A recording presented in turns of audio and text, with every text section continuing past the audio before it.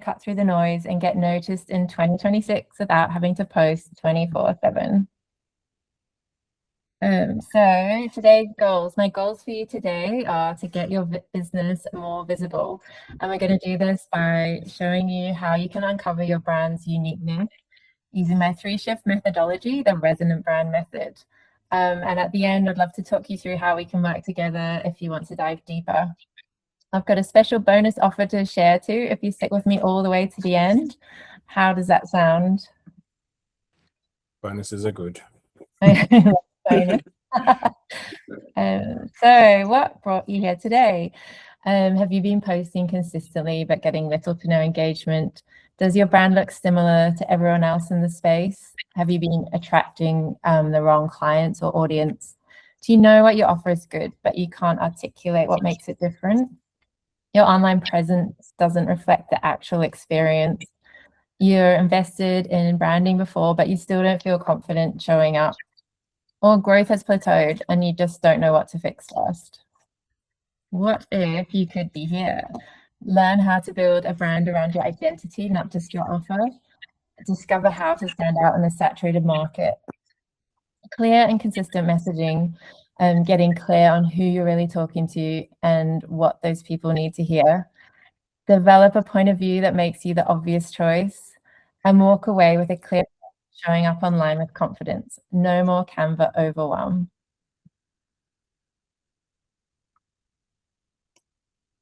How does that sound? But first, who am I? Hi, I'm Ali. I'm a brand designer and art director. I love to draw, paint, wander around galleries, soak up vibes, and drink good coffee. It's funny when you look back and you see that everything happened in the perfect order. I grew up an expat kid, and one night when we were living in South Africa, I stayed up until dawn laying out my geography presentation. Not because I had to, because I just couldn't stop. Something about arranging things beautifully and making the information feel alive on a page lit me up in a way that nothing else had before. I didn't think much more about that assignment until we were on our way back to New Zealand, which was by yacht across the Indian Ocean, but that's a whole other story. Sitting on the deck, somewhere between continents, I opened a copy of Girlfriend magazine my grandfather had sent me. There was a career article about a graphic designer. I read it 3 times. And that was the moment I knew what I'd wanted to do with my life. Finished high school, went on to study design in New Zealand, and the moment I graduated, I did what every ambitious creative dreams of. I bought a one-way ticket to London, the big network agencies, the iconic brands. It was a dream, except London was grey and cold. The agencies weren't rolling out the red carpet, and everyone seemed miserable. This was not the creative world I'd pictured. So I did what any expat kid would do. I relocated. I headed south to the French Riviera and spent the summer working on the super yachts. It was an incredible experience, showed me another world, and I met some amazing people. But I always felt I had unfinished business in London. After the summer, I returned, and this time it clicked. What followed was a decade in London, working on some amazing global brands, beautiful friendships, and travel. But finally a role at one of the big network agencies I'd always dreamt of. But a year in, I was completely burnt out. The dream I chased across oceans was totally different in reality. Corporate, all-nighters, and not creative at all. By the end of it, I didn't just hate my job, I'd fallen out of love with design. Then came redundancy, my first baby, a move to the north of England, and then all the way to Sydney. What came next was a lot of pivoting. I studied conceptual advertising, surface pattern design, painting, copywriting, brand strategy. I took agency roles that didn't work out. I freelanced. I wondered why on earth I didn't just become an accountant. And looking back, I see I wasn't lost. Each pivot was adding a layer to an important skill set. When a friend asked me to rebrand her business, something shifted. For the first time, my creativity had meaning. Not another corporate deck or pointless brief, a real person with a real vision, trying to build something meaningful. And this is what I had been trying to find all along. The results speak for themselves, but the most rewarding part was the excitement of Sarah at finally holding in her hands the vision for the business she'd been working so hard on. For brands to succeed today, they don't just need a logo, they need a story and their own world. They need the kind of brand that makes someone stop scrolling and dive deeper. And that's what I finally discovered I'm great at helping my clients create. The toolkit of essential skills I've collected, the insights of someone who grew up between cultures, the instincts of a designer from the most competitive creative markets in the world, the strategy of someone who understands not just how brands look, but how they move people, and the genuine excitement of someone who gets a thrill from helping her clients bring their extraordinary idea to life. These all position me perfectly for founders needing a strategic brand partner on their journey to world domination. But why do you even need a strategic brand partner? You just need more conversions, right? Well, you know the feeling when you look good and feel your most fabulous, you can conquer the world? It's that innate confidence you get from knowing you're putting your best foot forward. Well, that's exactly what a strategic brand does for your business. Your business has put its makeup on, it's got a great dress, its skin is glowing, and it's ready to join the party with its most favorite humans. So now we get to the problem. The beauty and wellness market is saturated. There's so much noise out there, and most brands are competing on ingredients, aesthetic, clean and sustainable messaging.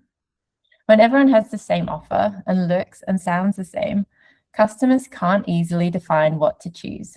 So it becomes a price point decision, and then it's just a race to the bottom. So the question is, how can you position yourself to stand out from your competitors with a similar offering? Okay, I want you to imagine you're launching a powerful new skincare line. Which image would be your first pick for the launch? Let me know in the chat what you choose. This is totally subjective, of course.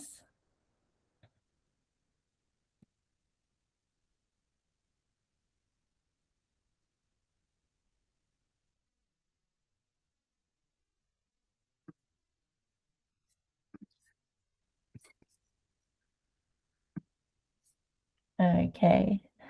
And now, which image do you think would be one? Yeah, and which image do you think would be more likely to stop someone scrolling?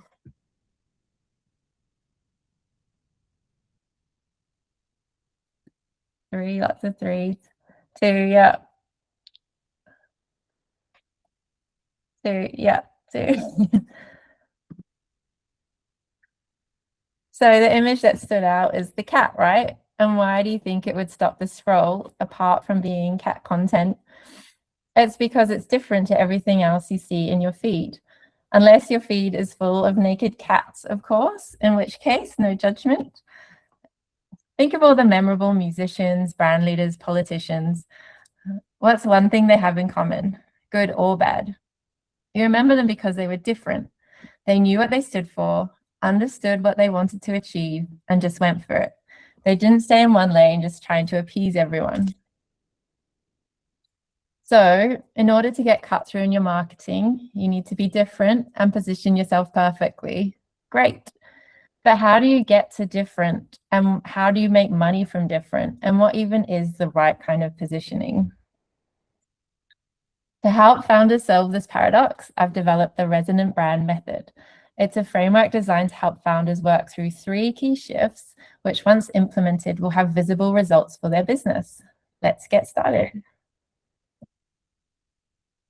So there's often a story to your why, the reason you started your business, and why you're so passionate about getting it off the ground. It's this you need to uncover and realize to build a story that literally no other brand can own. Once you understand why you exist and what you stand for, you can realize your point of difference. This is how you uncover your unique identity, one which you can develop and that flexes with your business as it grows. Instead of creating your identity to a trending aesthetic, which looks amazing, but ultimately won't mean anything, will be the same as everyone else and will date quickly. I want to take a minute to show you what a strong brand identity looks like. You've probably all heard of Rhode. For those of you who don't know, Rhode is a skincare line developed by Hailey Bieber. The brand hinges on a specific, recognizable glazed donut skin look, the minimalist aesthetic that Hayley had been building on social media for years. They launched with only 3 clinical-grade, dermatologist-tested products at an accessible price point, and leaning into cozy food-inspired names for their products, using sharp copy which pushed the clear benefits. This made the brand approachable in a market full of clinical terminology. They follow a simple philosophy of dermatologist-created, effortless, dewy minimalism. And these key strategic plays all combine to create clarity and a strong identity, building a billion-dollar brand in just 3 years, which is insane. So question for you, why does your business exist? What problem were you trying to solve? Were you trying to help people? Was there a gap in the market for what you offer? Take a minute and let me know in the chat if you're comfortable.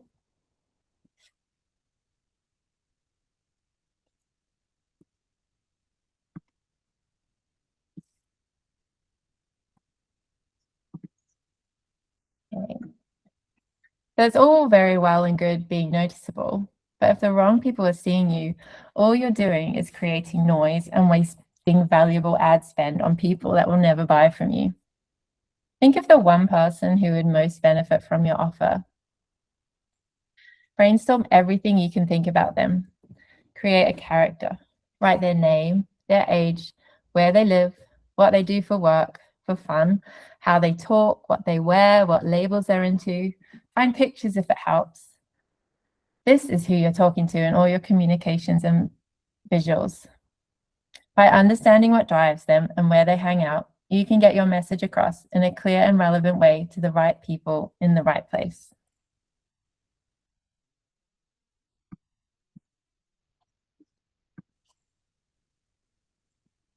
So Aloe Yoga have done a great job of understanding their perfect customer. Leading the athleisure boom, they understood that their ideal customer wanted fashionable and luxurious clothes they could wear all day long, no matter what their plans were. Hailing from LA and its wellness roots, the LA touch extends across all their global stores, which are called sanctuaries. They host events in all manner of trending wellness disciplines. They're building a strong community and a loyal following.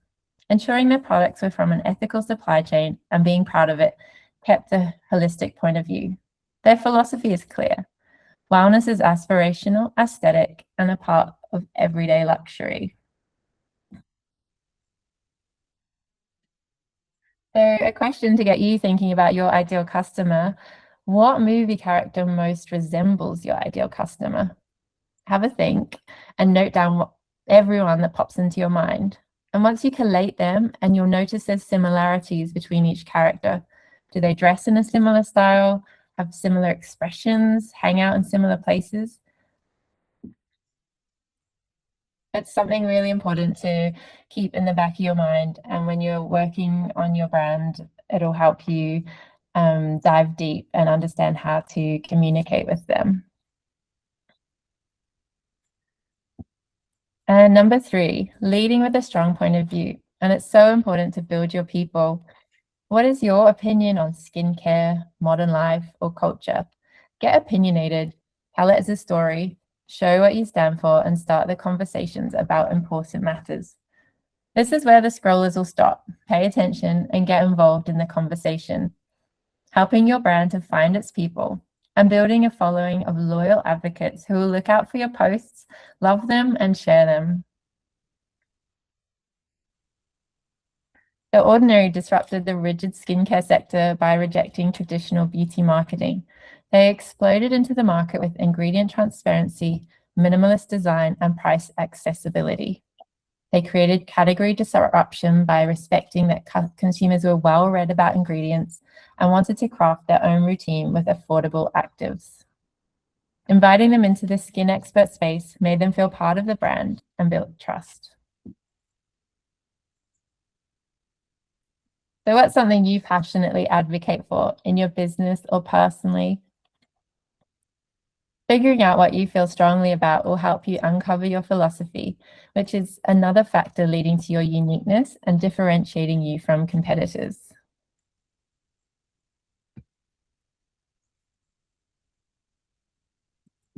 So to recap, We've got, it's important to establish your identity over just creating a beautiful aesthetic with no meaning.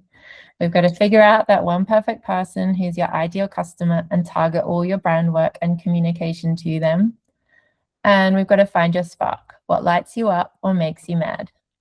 Find it and talk about it to grow your legion of followers who will all have the same opinion as you and be passionate about sharing it as well. So these 3 shifts do require you to take some time and think deeply about, but once you've figured them out and start implementing them, the magic starts to happen. Is this making sense? Are there any questions so far? I've got a question, Ali. Yeah. So I guess it's just in terms of like looking for your ideal customer and you build your marketing around that. I guess how do you do that without isolating yourself from the rest of the market? So you're worried that if you talk just to one person, you forget about talking to everyone else and no one else. Yeah, I think it's important to find the one person because you'll speak to them, but there'll be fringes of people who will relate to that. And it would just help you be clear in what you're saying and who you're talking to. It's like talking to one friend and having a really deep, good conversation with them over you're talking to a bunch of people and your message gets a bit diluted. So knowing the framework is one thing, but executing it is the hard part. If your brand feels invisible right now, that could be because most founders build a brand around their offer and not their identity. It looks fine and sounds okay, but it doesn't stand out. You're not doing anything wrong, you're just too close to it. To scale, you need a brand that's built around what you believe in and not just what you sell. And this is exactly why brand designers like me exist. If you're serious about building a brand people recognize, trust, and talk about, working with me is the next step. So my brand elevation process, Shine, guides clients through the messy middle of figuring out their brand and leaves them with a brand that is a core reflection of their beliefs, messaging that attracts, clarity that makes them the only choice, a presence that converts. When your brand has a distinct identity and a clear point of view, customers stop comparing you to everyone else. You become the obvious choice, and the obvious choice doesn't negotiate their rates. A strategic designer builds a foundation that's strong enough to grow into, so you're not rebranding every time your offer evolves or your audience shifts.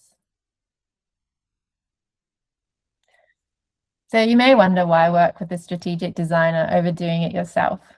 Working with me has more benefits than just the output. It's the objectivity you can't give yourself. I'll see what you're too close to notice, the inconsistencies, the positioning gaps, and the opportunities for clarity. DIY branding is often reactive, choosing what looks good in the moment.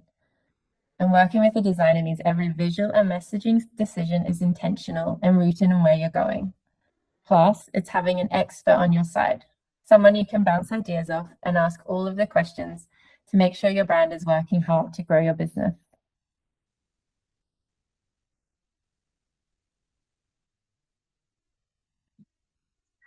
As a thank you for your time today, I'd love to offer you a free 30-minute brand audit call. I'll take a look at your brand and apply the resonant brand methodology to it. We'll discuss solutions which you or your team can implement that will get your brand maximum visibility and following. And you can scan the QR code there to book your call right now.